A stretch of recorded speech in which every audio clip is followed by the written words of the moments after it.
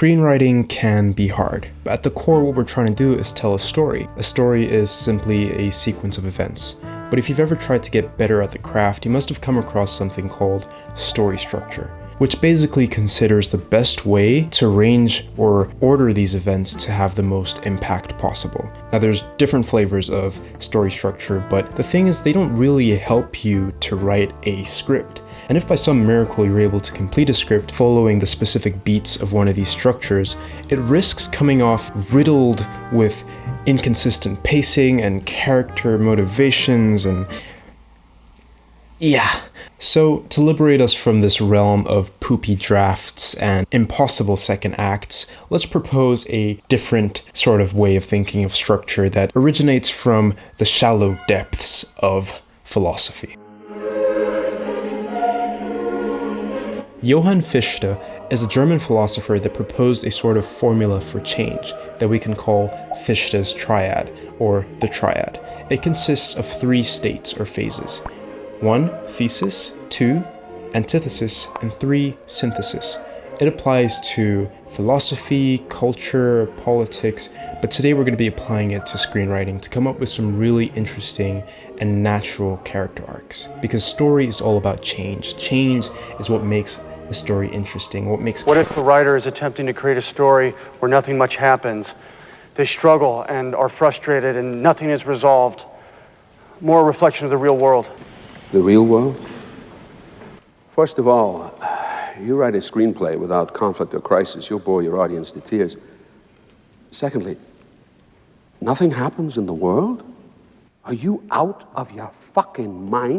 The first term is thesis. A thesis is an initial idea or way of thinking that guides a character's behavior. For example, money can buy happiness. The antithesis is a contradictory argument that challenges the thesis. For example, money can't buy happiness. Ideally, the antithesis is mutually incompatible with the thesis, meaning that both of them cannot exist in the same world without conflict. Synthesis is the third stage of the triad, which exists on the boundary of the thesis and antithesis. It's a comprehensive compromise between both arguments that is the resolution to the conflict. It ends up being closer to a universal truth or the truth of the theme. One thing to keep in mind is that the synthesis, the final stage, does not ignore the thesis or completely replace a thesis with antithesis or vice versa. It takes the truths of both sides and kind of forms them into a new way of thinking. The synthesis also doesn't always have to be a middle ground. It can be skewed closer to the antithesis or thesis depending on how the theme is resolved within the story. We've all got opinions and biases, but even if we fully align with one side of the argument, it's a great idea to fully explore the thesis and antithesis of the theme before coming to a conclusion in your synthesis. Justify what your character believes and why they might be right before dismantling that idea on their journey to synthesis. Theme is a philosophical argument or question that is at the core of the story. Think of it as a debate. So antithesis and thesis are 2 sides or 2 answers to that debate. The debate question is the theme. Now, themes shouldn't be confused with morals. Morals are simple lessons like stealing is bad or don't pee on your neighbor's lawn, but themes are more interesting arguments with opposing sides like, is stealing okay if you're doing it for your family? Things like love, friendship, anxiety, brotherhood are not good themes because they don't have a central argument behind them. Theme is something that you ideally discover on perhaps a second draft of a film screenplay or whatever, because if you impose themes on characters or on a story too early, you can kind of restrict them from growing in really creative and unexpected directions. So I think on a first draft, focus on writing. Just writing and listening to your characters, just follow them wherever they want to go. And on the second draft, when you've discovered your theme, discovered your character's true fears and goals, then you can start to make their voices more efficient in line with that theme.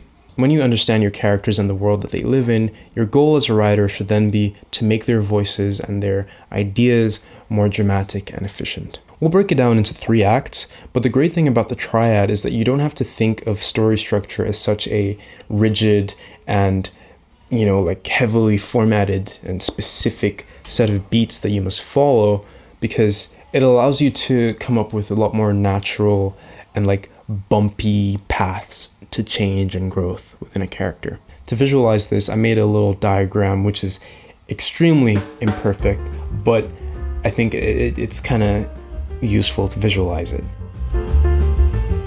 Note that it is not from imperfect to perfect, as a perfect world would mean the end of change and the end of interesting stories. Your goal as a writer is not to fix all of a character's problems, but to potentially put them closer to a realization of their true self. The first act of a film should introduce the character, their thesis, and the world that they live in. It should also include an encounter with the antithesis and an inciting incident that sets the character off on their journey.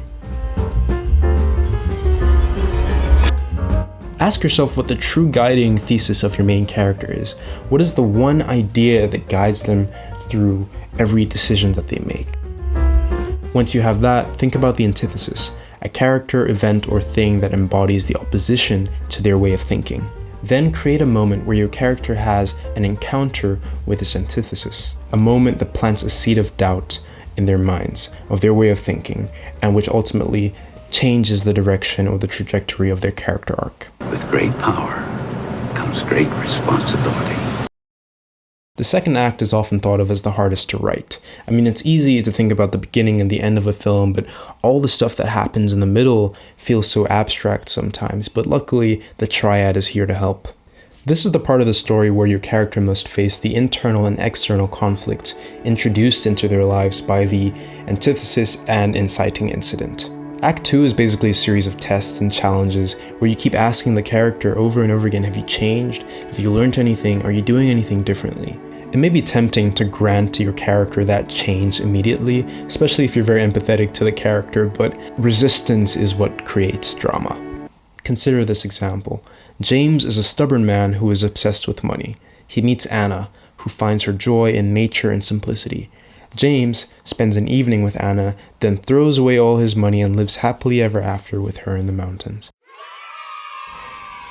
That is not drama. That is lazy, poor storytelling. You cannot immediately grant your character the change that they need. That's boring, and most of the time it's not true to the character. If James truly was stubborn, he wouldn't change immediately. Heck, he would double down on his thesis. He would spend more money on his pursuit of happiness, but every time he swipes the credit card, he would have this seed of doubt planted in his mind by Anna, like maybe there's another way to do this, That's what makes it interesting. The deeper you allow your character to sink into their own thesis, the more satisfying the synthesis will be.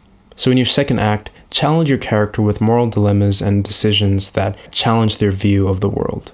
The story must take the character from thesis to synthesis through action. You need to have active characters whose successes and, more importantly, their failures are as a result of their personalities and their own decisions and actions, right? You can't let life simply happen to your characters, especially in the second act. Make them dig their own grave and screw up their opportunities and destroy their lives themselves, right? Every decision that they make should push the story forwards and destroy the path behind them so they can't return to the person that they've been before. Do that until they reach a final test, a moment where change is the only option, or death, or something less traumatic.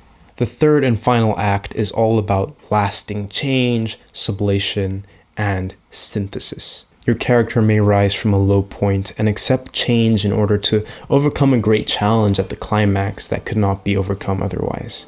They will find themselves closer to a universal truth or truth of the theme than they've ever been in the course of the story. I will never forget these words. With great power comes great responsibility. This is my gift, my curse. A great climax operates on two fronts, the external and internal. The external can be physical things like wars or fights or arguments, while internal things are more about revelations, epiphanies, and changes in mindset or perspective. Mr. Osborne. Now, how many times have you watched a massive CGI fight with monsters or really buff dudes and you felt absolutely nothing. It's because we don't care about the characters enough. We don't have any emotional connection to their journey. So if you prioritize having that connection, your climax is going to feel really important and high stakes. So the stakes are not about whether the world is ending. We've seen that a million times. We just need to care about what these characters are going to do with their agency. Not everyone writes this way, but I personally like to ignore plot in my first drafts. Plot is not something that guides a story. Plot is a symptom and a result of the internal and external struggles that are brought by a theme, and that theme originates from a character. If you begin a story with strong characters that have fears and goals, a theme will emerge from those characters. And because of that theme's inherent conflict, a plot will emerge from that as well. So it's character, then theme, then plot. One powerful idea that comes from the philosophy of the Triad ties back to a previous statement that we're moving from an imperfect world to a more perfect world. And the fact that that state of synthesis happens in an imperfect world means that there's still room for growth and for development of a story. So what happens is you get your thesis, antithesis, and a synthesis. Then that synthesis becomes the new grounds for a thesis. That synthesis is a new thesis that is ready to be challenged by its respective antithesis, and then there's a new synthesis and so on. So yeah, screenwriting is difficult sometimes, but it doesn't have to feel impossible. It's not magic. It feels like magic. It should feel like magic, but yeah, there's ways to make it easier and make it more enjoyable to think about and to actually write. There are so many structures that are proven to help you tell a good story, but I think this triad embraces all the truths of all these different structures and kind of merges them into one synthesized new way of thinking about structure, which helps to make really beautiful, balanced character arcs.